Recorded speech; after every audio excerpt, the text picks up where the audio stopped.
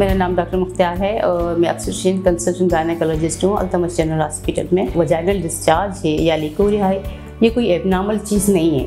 आपको उसमें समझने की कोशिश है कि ये जो है ना एक फिजियोलॉजिकल प्रोसेस है, नॉर्मल प्रोसेस है, जिससे क्या होता है कि जैसे आपके जिस्म के दूसरे हिस्से हैं, दूसरी कैविटीज़ हैं, ये भी इस एरिया में उसको मॉइस्ट करने के लिए, उसको नॉर्मल रखने के लिए ये वजाइनल डिस्चार्ज होती है।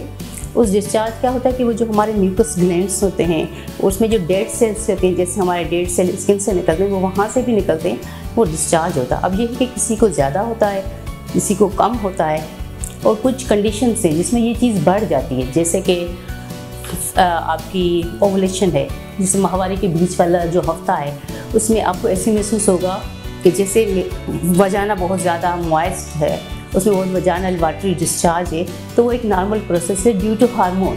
उसमें ओवुलेशन हो रही थी, अल्लाह ताला ने फिर कुछ ऐसा निज़ाम रखा हुआ है कि वो थिन डिस्चार्ज हो चाहिए, ताकि अगर कोई मैरिड है, रिप्रोडक्टिव एज है, ताकि उसको फर्टिलिटी के चांसेस ज़्यादा हो। या फिर वो ओवुलेशन ये इंडिकेशन होता है कि अंडा बन रहा है और टूट के बाहर निकल रहा है, तो वो 2-3 दिन में खुद ब खुद सेटल हो जाती। दूसरी होती है कि किसी का ऐसा काम है कि वो सारा दिन खड़ा रहता है, तो स्टैंडिंग पोजीशन में ड्यू टू ग्रेविटी वो डिस्चार्ज ज़्यादा हो जाता है, प्रेगनेंसी में ज़्यादा हो जाता है, स्ट्रेस में ज़्यादा हो जाता है, कुछ ऐसी चीज़ें जैसे कि कॉन्स्टिपेशन बहुत ज़्यादा है या थोड़ा सा, तो उसमें भी चीज़ें ज़्यादा हो जाती है। अब क्या है कि ये नॉर्मल है या एबनॉर्मल है, उसको हम कैसे पहचानें कि भाई ये नॉर्मल है या मुझे इन्फेक्शन हुआ है।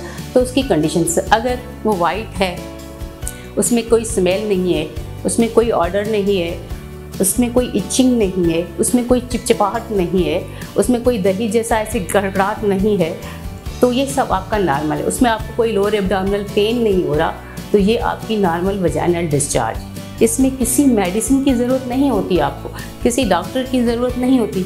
तो क्या होता है, ख़ास करके यंग गर्ल्स जो हैं वो इस चीज़ में बहुत परेशान हो जाती हैं, नमाज़ पढ़ें ना पढ़ें, फिर वो क्या करती हैं, एक्सेसिव एंटीसेप्टिक्स ले लेती हैं कि भाई, और वजाना को ड्राई कर देती हैं, बार बार धोना, बार बार पानी से उसको वॉश करना, फिर जो है वो वजाइनल वॉशेस ले लेती हैं, एंटीसेप्टिक्स ले लेती हैं। तो उससे क्या होता है, आपकी जो नॉर्मल चीज़ है ना वो डिस्टर्ब हो जाती है, जो नॉर्मल वजाइनल फ्लोरा है वो आपका डिस्टर्ब हो जाता है, जिसकी वजह से बिल्कुल ये बात हकीकत है कि ये जो है ना एरिया है, इसमें इन्फेक्शन जल्दी लग जाता है।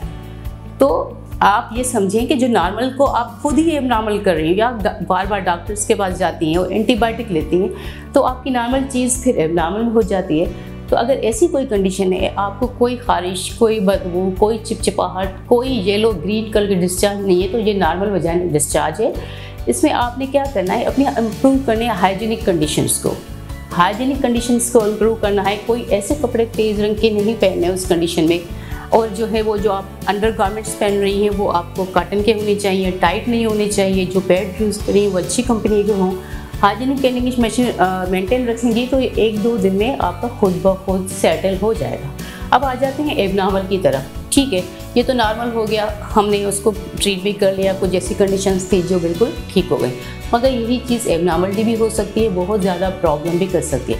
अगर आपकी वजाइनल डिस्चार्ज थिक है, कर्डी है, जैसे दही की तरह पानी तक, ग्रीन है, येलो है, इचिंग है, उसमें चिपचिपाहट है, आपको अपने हस्बैंड से मिलने में पेन हो रहा है, या आपको हस्बैंड से कोई लगी है, या आप उसमें ब्लड स्टेन है, तो वो आपकी एबनॉर्मलिटी है, वो आपका इन्फेक्शन है। उसमें अब वो कैंडिडियल इन्फेक्शन हो सकता है, वो आपका बैक्टीरियल इन्फेक्शन हो सकता है, वो आपका यीस्ट इन्फेक्शन हो सकता है। उसके लिए बिल्कुल आप डॉक्टर से कंसल्ट करें, क्योंकि यही इन्फेक्शन फिर आपके लिए बहुत ज़्यादा प्रॉब्लम कर सकता है, आपको बचपन की तरफ भी ले सकता है, आपके जो अंदर ऑर्गन्स है उसको चिपका भी सकता है। तो अननेसेसरी ऐसे एंटीबायोटिक खुद से ना लें कि भाई मुझे इन्फेक्शन हो गया था, फिलहाल डॉक्टर के पास चले गई, मुझे एंटीबायोटिक दे दी, फिर 15 दिन के बाद दोबारा से आपने एंटीबायोटिक ली नहीं।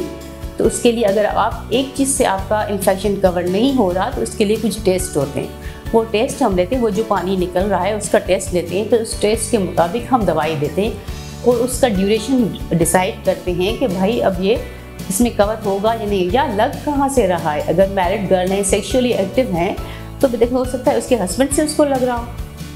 तो हमने वो चीज़ें देखनी होती है, वो फैक्टर्स को कवर करना होता है। या कोई ऐसी चीज़ आप इस्तेमाल कर रही हैं, कोई ऐसी जैसे ओरल कंट्रासेप्टिव पिल्स कर रही हैं, उसके साथ ही फिर आपके अनहाइजीनिक कंडीशंस हैं, कुछ और मसले हैं, तो उसको हमने देखना होता है। तो उसके लिए आप बिल्कुल डॉक्टर से कंसल्ट करें और उस चीज़ को बिल्कुल आप एक जो है सीरियस लें, उसको मजाक ना समझें कि भाई ये नॉर्मल है। मगर फिर भी मैं आपसे दोबारा इसको दोहरा देती हूँ कि अगर वाइटिस डिस्चार्ज है, थिन है, उसमें कोई इचिंग नहीं है, उसमें कोई ऑर्डर नहीं है, उसमें चिपचिपाहट नहीं, उसमें कोई ब्लीडिंग नहीं, कोई पेन नहीं, तो वो आपकी नॉर्मल वजाइनल डिस्चार्ज है जो 1 से 2 दिन में खुद ब खुद सेल्फ लिमिटेड ठीक हो जाएगी। मगर उसमें ग्रीनिश है, येलो है, खारिश है, उसमें इचिंग है, उसमें ऑर्डर है, तो वो फिर आपके लिए एबनॉर्मल है। उसके लिए आप ट्रीटमेंट करवाएं और हमारे पास आएँ। मंडे, थर्सडे, सैटरडे 6 से 8 बजे का मेरा टाइम है। तो इंशाल्लाह आपको जो भी क्वेरीज होंगी, जो भी चीज़ें होंगी, उसको हम बहुत अच्छी तरह से कवर करेंगे और आपके जो एक सही एक रास्ता है उस रास्ते पे आपको लेके जाएं ताकि आपके लिए बाद में कोई कॉम्प्लिकेशन न हो। Thank you so much.